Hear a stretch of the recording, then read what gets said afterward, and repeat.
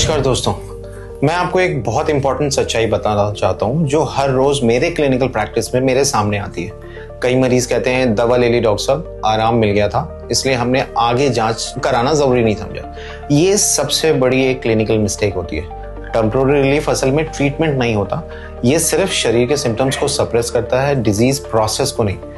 जब आप बार बार pain killer लेते हैं या बिना इवैल्यूएशन के एंटीबायोटिक लेते हैं तो आप इन्फेक्शन या इन्फ्लेमेशन के संकेतों को दबा रहे हैं, लेकिन अंडरलाइंग पैथोलॉजी जो भी कारण है, चाहे वो क्रॉनिक इन्फेक्शन हो, ऑब्स्ट्रक्शन हो या अर्ली स्टेज के कैंसर हो, वो साइलेंटली हमेशा प्रोग्रेस करती रहती है। यूरोलॉजी में हम बहुत स्पष्ट देखते हैं कि रिकरेंट यूटीआई के सिम्टम्स को बार बार सिंपल इन्फेक्शन मान लेना कई बार ब्लैडर ट्यूमर्स, किडनी की कोई भी संक्रमण या पैथोलॉजी या प्रोस्टेट डिसऑर्डर्स के अर्ली डायग्नोसिस को डिले देता है।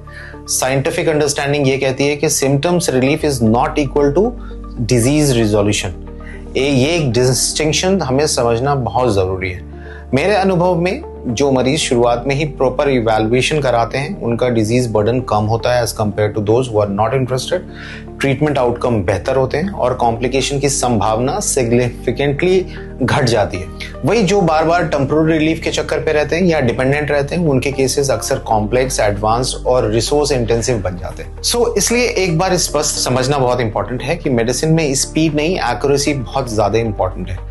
अगर शरीर बार बार आपको सिग्नल दे रहा है तो उसे मैनेज मत कीजिए, उसे अंडरस्टैंड कीजिए और अपने सारे सिम्टम्स अपने डॉक्टर्स को समझाने की कोशिश कीजिए, क्योंकि अंत में क्विक फिक्स आपको मोमेंट्री कंफर्ट दे सकता है, लेकिन सही डायग्नोसिस ही आपको लॉन्ग टर्म क्योर दे सकती है। Thanks, I am doctor Arif Akhtar.